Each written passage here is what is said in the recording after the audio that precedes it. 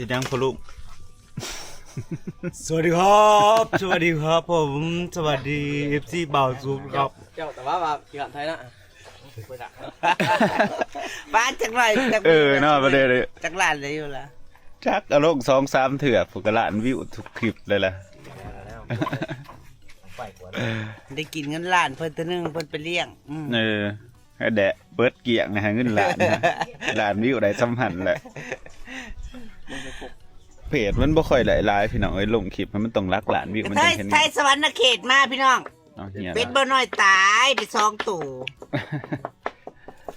มื้อนี้บ่าวน้อยจัดเมนูเลือดแปลงเนาะทุกคนตอนหับเจอมาละแล้วก็ทีมงานพากันมาเฮ็ดเนาะมีแต่พวกขั่วเด้อพี่น้องมื้อนี้น้องปอไอ้พ่อไอ้ดอนเนาะทุกคนฮะรุ่นน้องบ่แม่นรุ่นน้องแต่หำใหญ่ได้แบบนี้ว้ายมาเบาเลย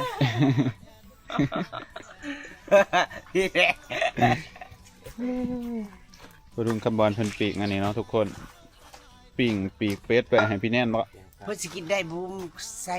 พุทธญาณมันเค็มเลย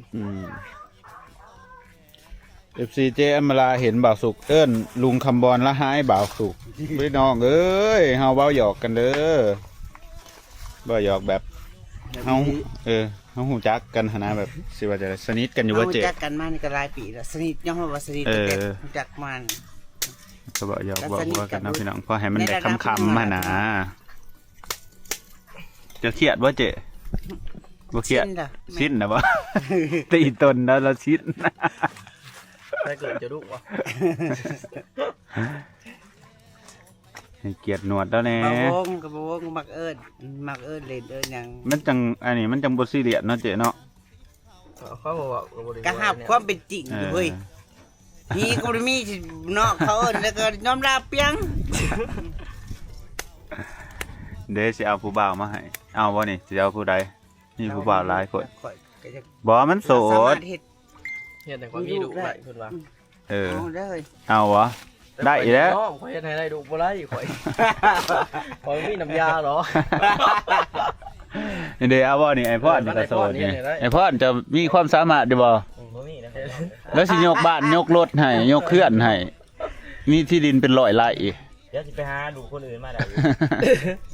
แต่ผสมพันธุ์ได้อยู่หัดสิให้ได้ลูกนี่สิยากๆแน่แต่สมาก็ปล่อยเจ้าต้องไปหาเมียก่อนไปเหรอได้ลูกติดมานำเด้หลายได้ผู้บ่าวบ้านข่อยนี่จะมาอยู่นี่มานอยู่ดอกเนาะป่อ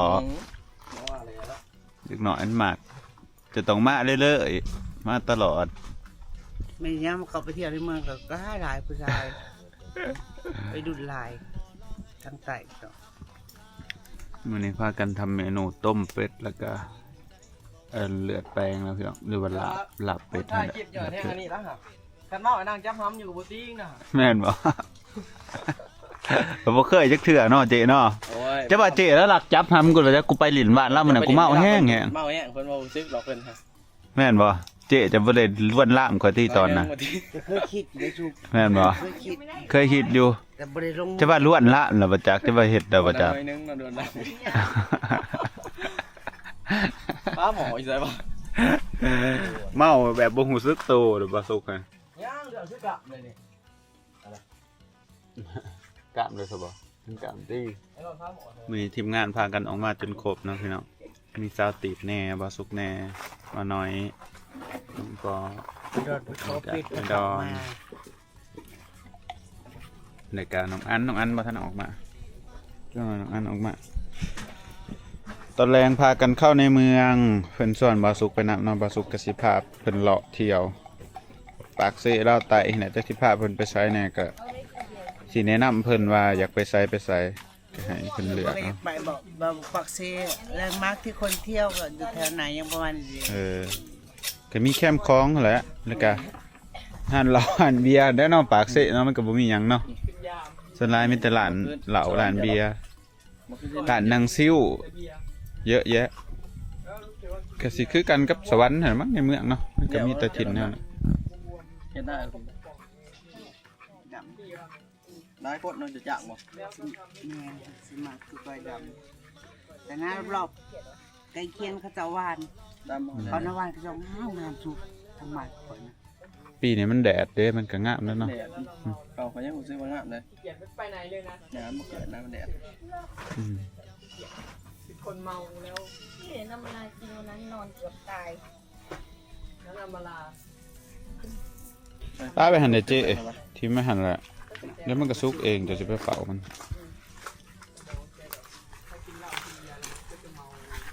ต้องใส่โออิชิเนาะต้ม ต้มมีต้มเป็ดฮะอันนี้ซอย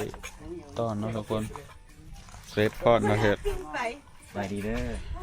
ขาดแต่บ่าวเอเนาะพี่น้องทีมงานเฮาบ่าวเอเพิ่นอยู่กรุงเทพพี่น้องเอ้ย มันหลับคาโต๊ะ คิดฮอดมันอยู่มันไปก็เด้อ ไปแบบนิดๆ เอ เนาะ อไปแบบลิบๆฮักลิบบาทเดียวบ่าวเอ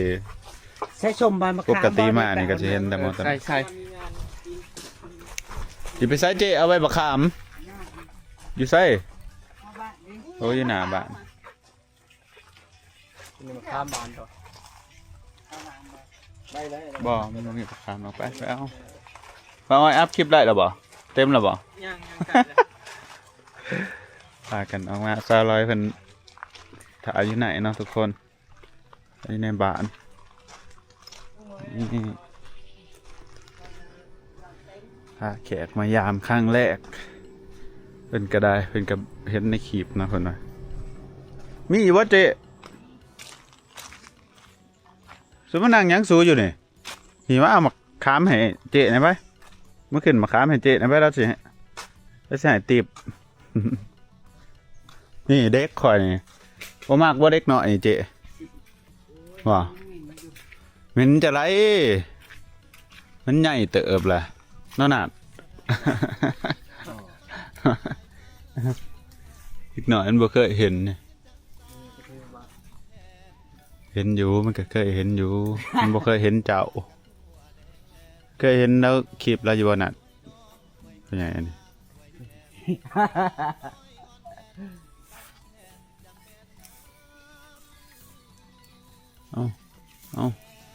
เอาใบมันสวัสดีเอาหน่วยมัน ใบอ่อนดิพ่อมา ว่าสิงไก่ที่เฮาปลูกก็เป็นอยู่เด้อพี่น้องหั่นคือบ่แตกกอจักเทื่อพวกเนี้ยที่บ่สุกปลูกไว้ต้นปีเนาะครับต้นคนฮะ แบ่แล้วจะสวยไหน จากลายอยู่10ปลายบ่ไดิเท่าใดมีหา6โตวมันตายน้ำแน่มาครบมันก็ตาย กินอันนั้นก็ตายทุกอย่าง น่ะ น่ะ เฮ็ดพูดขายอยู่อ่ะ ตัวใดแล้วขายให้เขาก็ขายให้พ่อค้าแบบว่ามันครบแล้วนะก็เลยว่าเขาว่าขันมาครบแล้วมันสิบ่รอดแบะ แม่น แล้วก็เลยขายเลยไปพอแล้วมั้ง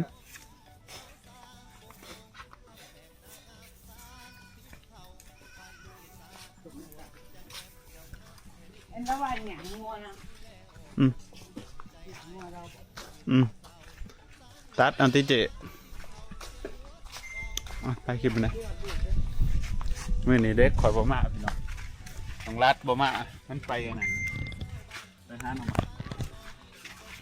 เอาเสื้อกันมา เสือกับบ่มาเอฟซีดราม่าเพิ่นว่าข่อยเว้าซื้อเสือหั่นแหละก็คือเมื่อวานนี้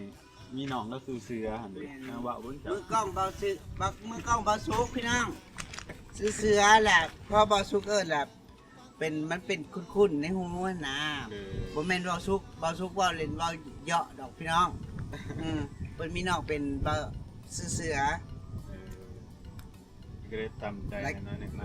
หลายคนก็ว่าบ่เข้าใจก็ว่าเบาซุกก็เว้าประสดใจ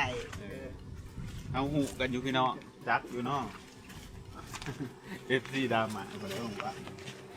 ว่าทุกหยอกเกินนะฮะก็เอาไปเด้อ FC เจมรา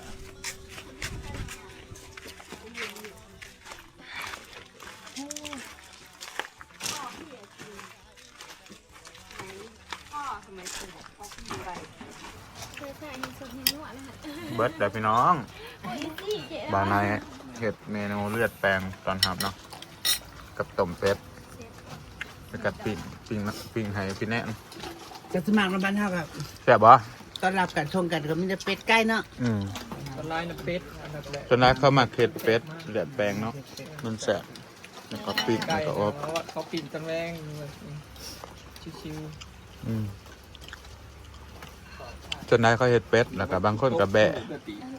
เรื่องนี้หมูบอกเขาบอกคอยเห็ดแล้วเนาะมันยากเนาะ ๆมันใช้เวลาโพดเลย ตะกี้เขามาเห็ดหมูเห็ดงัวเห็ดหยังเลยตะกี้ นอกจากว่ามาอยู่ไรมือเนาะ มีปิ้น เป็นหมูปิ่นมัน ใช้เวลา เห็ดอยู่แต่ว่ามันเห็ดหยัง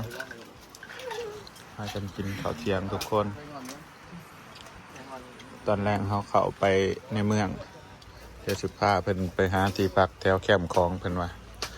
ก็มีตั้งแต่โรงแรมมันนะและร้ายอยู่เนาะพี่น้องโรงแรมปากเซ่ร้ายถ้ามีรถพักไซก็ได้คอยว่า หลายมีช่อได้ก็มี อย่างมาลินแคมป์ของกับขี่รถมามันบริยากขนาดแบบว่าเขาบริจ้างรถจะสินะเอารถเขาเองเขา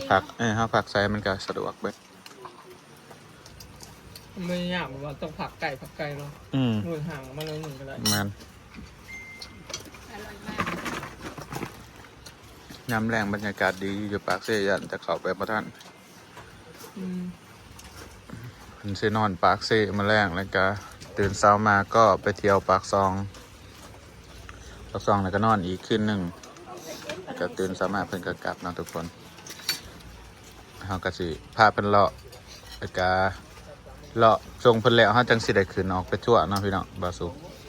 สิน่าจะได้ซักเครื่องซักเสื้อผ้าก่อน เพราะว่าเสื้อผ้าเตรียมสิไปเด้เอามาใส่ก่อน ก็เราจะคัน ไปขั้นเดียวขอยไปคนเดียว เดียว เดียว ไปกับน้องเมื่อวานเนี่ยเด้บักรัดฮะหน่อยๆฮะให้มันไปน้ำมันเป็นตะกองให้ก็เลยมีหมู่เว้าเนี่ยก็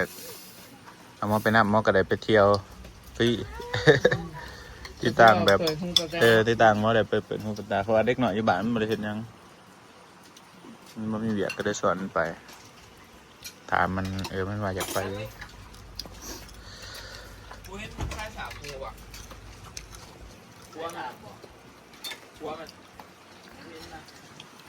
อิ่มไปแล้วเนาะกินเจอมละกากีถามมันอิ่มกินอิ่มเลยพาน้องไปเรียนวัดเด้อ มีอีวะกะตะกี้แต่ขาดอีกเขาแบบปั่นเขาป้าน้องไปเรียนอยู่วัดบ่เคยบ่ เนี่ย แบบว่าพ่อแม่ปั้นเขาให้นะแล้วก็เอาน้องไปดินเด้อบาง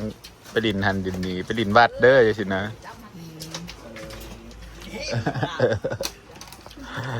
ตะกี้มักพ่อแม่ให้เอาน้องแต่ว่าเนาะจะมีน้องอยู่บ่มี มีห่างกัน อยู่ไทยได้ไทยกับเกิดอยู่ไทยแบบ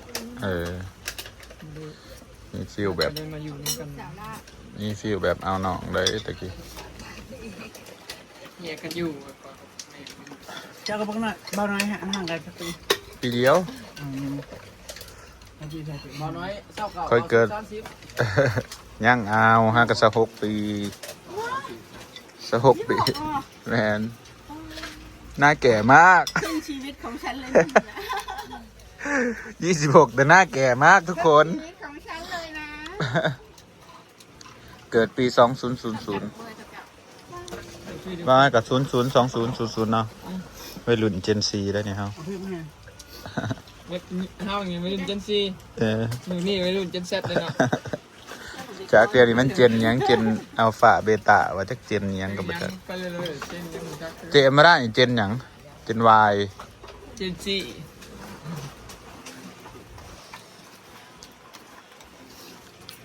เขาตะก็นั่งกินข้าวนะ ฮะ ไปไปแล้ว โอ้คือสิแสบแห้งเนาะแสบไปดีบ่อันนี้เดือดแปลง จะถ่ายเดินเถินไปถ่ายแบบ ถ่ายไกลๆเอาได้อยู่ซ้ำนี่ฮะแต่บ่ถ่ายให้มันเห็นตอน ไปถ่าย ตอนคั่วเป็ดคั่วหยังฮะ ถ่ายแป๊บหน่อยเดียวเราเห็นเลือด เห็นบ่ อย่าว่าว่าเรืออย่าว่าว่าน้ำแดงเฮลบอย เป็นกับว่าเข่งเนาะแบบเฮาถ่ายไกลๆมันก็เป็นเมนูอาหารธรรมดาข่อยบ่ได้ถ่ายตอนคั่วตอนหยังคันคั่วหันติดตอนสับเป็ดฮะตอนดกขนเป็ดก็ติดเดี๋ยวมันจับได้เด้อันนี้มันเป็นเบิ่งเป็นอาหารธรรมดาเลยทุกคนเขาสิได้อำลาพาจากเนาะคลิปเขาก็ได้ไปเบิ่งในคลิปทีมงานเด้อพากันถ่ายพามากันมาคอลแลบ ที่คืนงาน